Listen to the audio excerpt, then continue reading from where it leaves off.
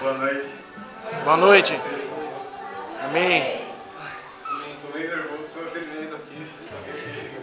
Eu gostei, só que com um pouco de vontade de chorar, só que vou dar esse orgulho. Essa noite para mim está valendo abaixo de Deus muito por mais. Essa festa que nós apresentamos aqui foi uma parte da minha vida que todos aqui sabem o que eu era.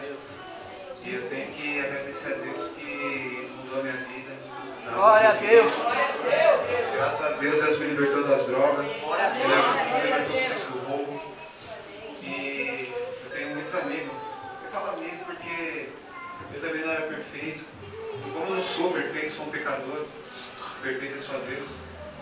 E eu quero que a mesma transformação que Deus fez na minha vida, como foi apresentada aqui na peça, eu quero que essa transformação seja feita em todos os meus amigos aqui que têm problema com drogas, bebida, prostituição, roubo, tudo aqueles vícios malignos. E eu agradeço a vitória que Deus fez na minha vida e eu ofereço essa vitória para minha mãe, que graças a Deus ela está me ajudando, está lutando junto comigo aí. E eu quero que isso for melhor.